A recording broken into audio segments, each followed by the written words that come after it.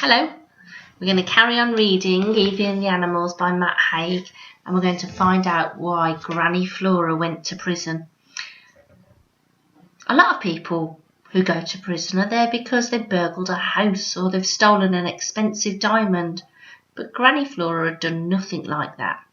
Granny Flora had been a good person. Evie knew this because Granny Flora told her so. "I was a good person," she'd said. But she had got into big trouble for releasing all the animals in Mr. Bullwhip's travelling circus back in the olden days. They kept elephants in chains, and elephants do not like being kept in chains. Nor do tigers or zebras. In fact, no one does, Granny Flora explained. "Tigers?" asked Evie. Granny Flora looked a bit sheepish. "Yes, that's why I went to prison, because I released the tigers. They weren't bothered about the zebras, although they were private property, and they weren't too bothered about the elephants, though they should have been, because elephants are very grumpy indeed. No, they were mainly bothered about the tigers, and, to be fair, they prowled around Lofting Centre and everyone was scared. 2 of them even went to the supermarket." There's a picture of the tigers at the supermarket. Imagine if you saw a tiger in the supermarket, what would you do? Evie thought about this for a while. "Well, I suppose they were tigers, so they should have eaten people." Granny Flora shook her head a little crossly. "Not these tigers. They promised that they wouldn't." Evie was confused. "Promised?" "Yes, they promised.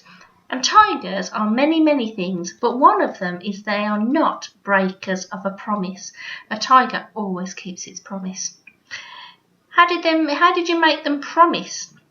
"Well, Buttercup, I asked them very politely. You have to be polite with tigers. That's what people don't understand. In fact, I told them it was a condition.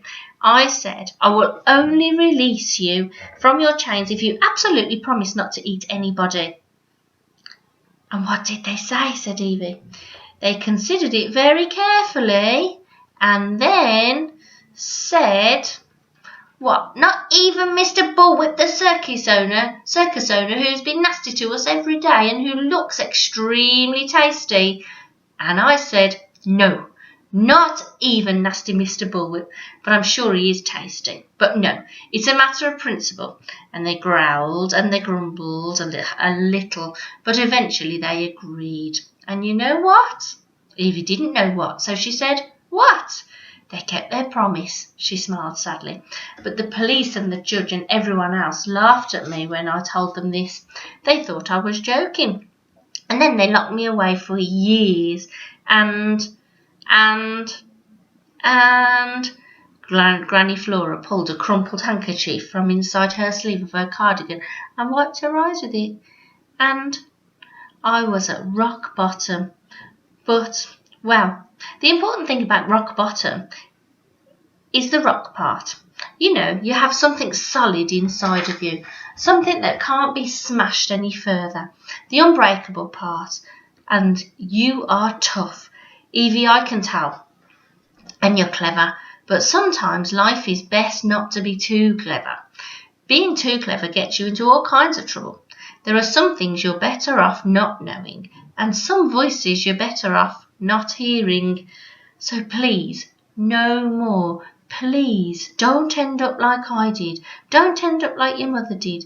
You can have a normal life." "A normal life?" Evie nodded and tried to agree, but she realised right then that being special was who she was, and she doubted really that she would ever have a normal life. And of course, she was absolutely right. Granny went to prison for letting out the tigers. Who would have thought it? Do you think she was right? Would you have let out the tigers and the lions and the elephants? Let me know in the comments below. Take care. Bye-bye.